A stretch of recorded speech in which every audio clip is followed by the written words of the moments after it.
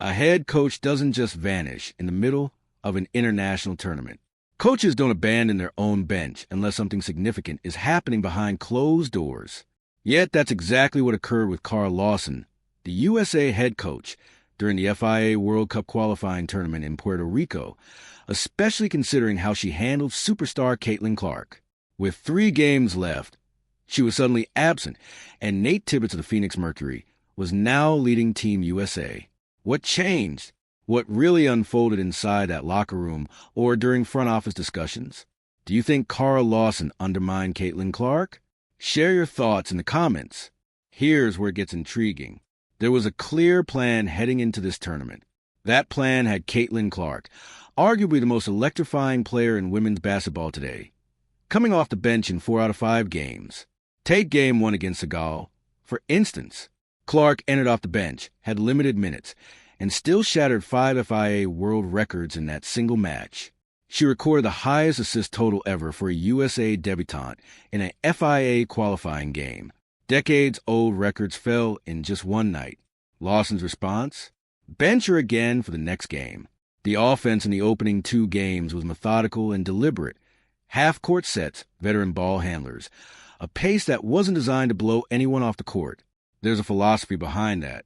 Stephanie White, Indiana Fever head coach and Team USA assistant, has openly expressed her preference for Clark to play slower, off-ball, and in a more controlled manner.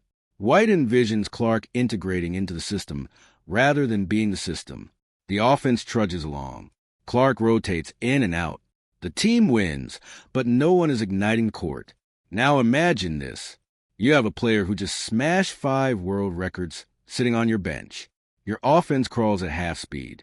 Your starting guards run sets that chew up 20 seconds of the shot clock before a shot goes up, and your top playmaker in transition is sidelined.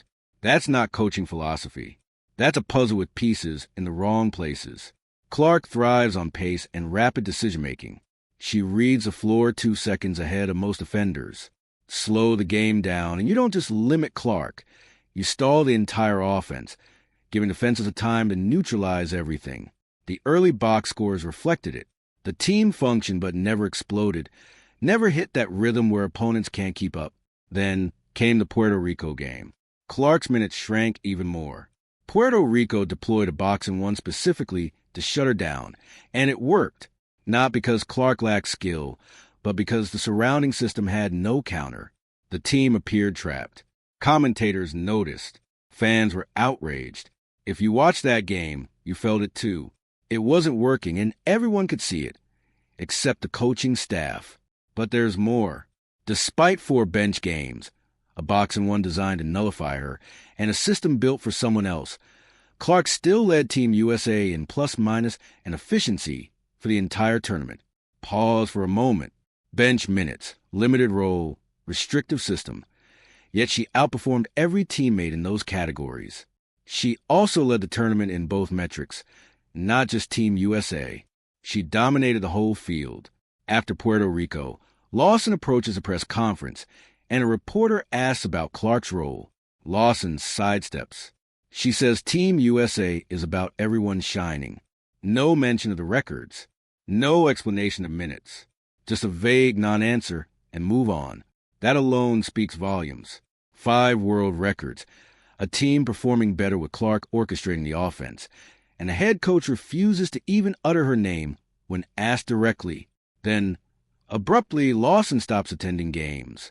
Game 3 begins, and Nate Tibbitz is on the Team USA sideline in a polo shirt, calling timeouts and drawing plays. Cara Lawson?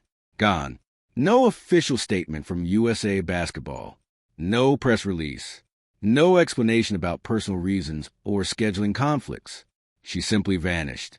Tibbitz, Phoenix Mercury head coach, had no prior role with Team USA in this tournament. Yet suddenly, he's making substitution calls and directing huddles. That's not standard.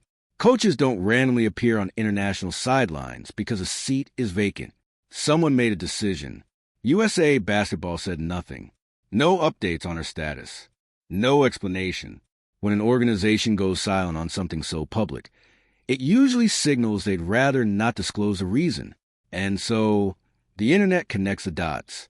Lawson disappears right after the Puerto Rico game, right after refusing to acknowledge Clark in the press conference, right after Clark controversy became a national story about mismanagement and squandered talent. Rumors circulated fast. USA Basketball apparently saw what was happening on the floor and recognized it as a problem they couldn't ignore. The Caitlyn Clark situation had grown too high profile to remain attached to their brand entering a World Cup cycle. Whether due to her record-breaking bench performance, the press conference, or private discussions between staff and players, no one is officially confirming details. But the timing is too precise to ignore. Then Tibbitz makes a move in his very first game that Lawson never did across 3 games. He starts Caitlyn Clark. That's it, his first decision. Clark starts. Team USA defeats New Zealand by 55 points. Clark logs 23 minutes, scores 14 points, dishes 6 assists, commits 0 turnovers, and the offense looks nothing like under Lawson. The pace is faster, spacing cleaner. Clark pushing in transition. Teammates get open looks early. The entire system flows. One coaching change, 1 star for Clark, and the team transforms from sluggish to dominant. The roster didn't change. The players didn't suddenly improve overnight. The system did. Clark in the right system looks worlds apart from Clark buried in the wrong one. Tibbitz also addresses Clark openly after the game. He's transparent about guard-heavy lineups. Clark running alongside Kelsey Plum, Paige Becker operating in space, fastball movement and heightened tempo. He speaks about Clark the way a coach speaks about a player they genuinely want on the floor, a stark contrast to previous press interactions. Here's the reality. No one from USA Basketball will say Lawson was fired over Clark's handling. That's not how organizations operate publicly. But Tibbitz's first move says it all. Take over a team mid-tournament, watch the issues unfold, and notice the best floor general sitting idle on the bench. What's the obvious solution? Start Clark. Let her orchestrate. Let her read the floor at speed. No complex schemes, no gradual easing. Just start her and allow her to play her game. The New Zealand matchup shows exactly what happens when this adjustment is made. Clark starts. 23 minutes, 14 points, 6 assists, 0 turnovers. Team USA wins by 55. The margin is almost secondary. The way it happens is key.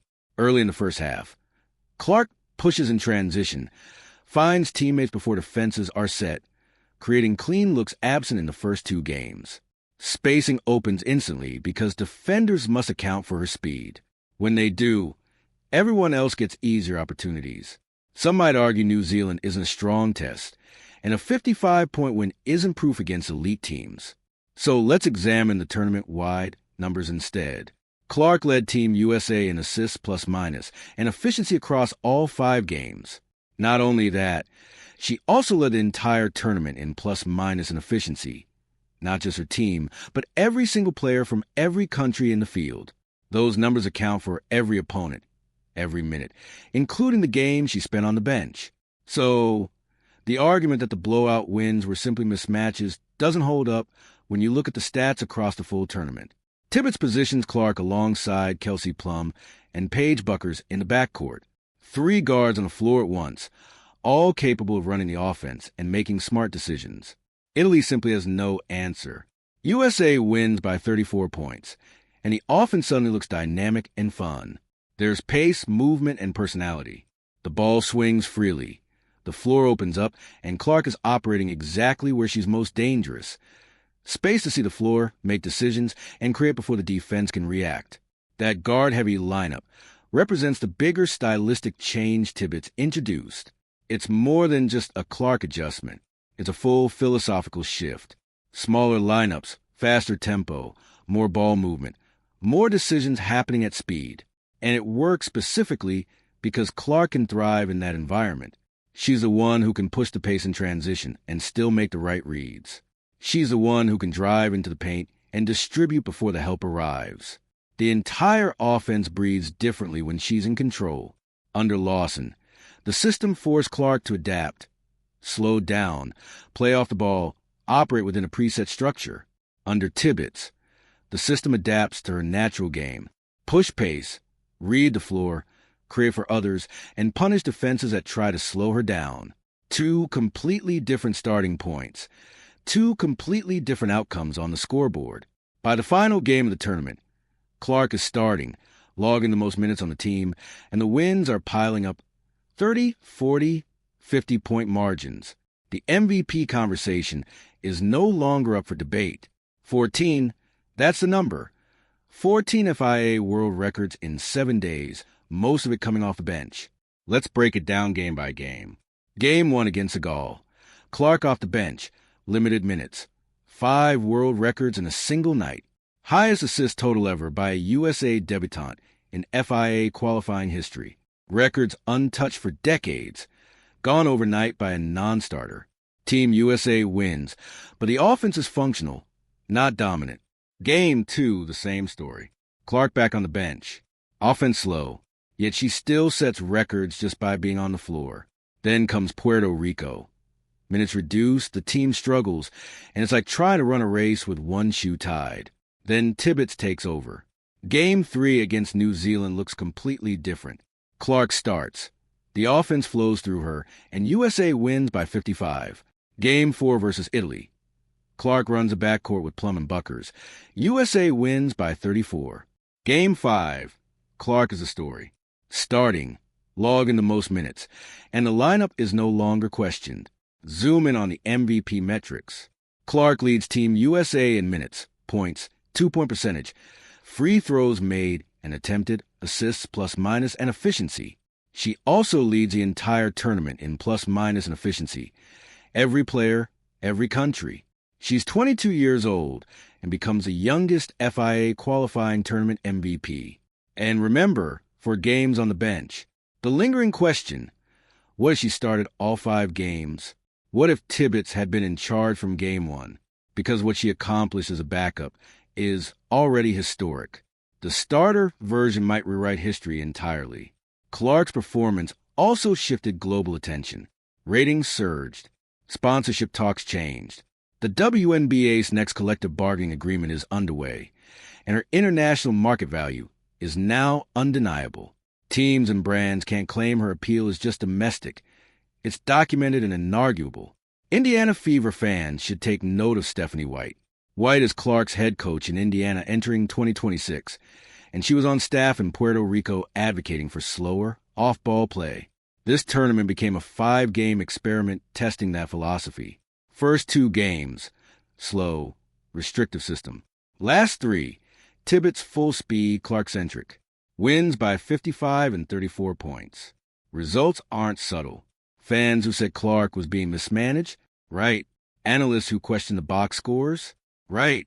The coaching change is USA basketball's silent acknowledgement. 14 world records, a tournament MVP, and a head coach quietly disappears. Not a coincidence. And Clark, just 22 years old, starting her full WNBA season in Indiana as the unquestioned centerpiece. Lawson is gone.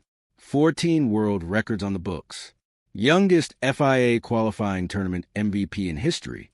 Indiana Fever entering 2026 with a front-row view of what happens when you don't build around Clark. Stephanie White witnessed it all firsthand. So if this tournament left you feeling vindicated, you were right. Fans were right. The numbers were right. USA basketball eventually figured it out too. Do you think Cara Lawson sabotaged Caitlyn? Drop your thoughts in the comments below. Like, subscribe, and turn on notifications so you never miss an update.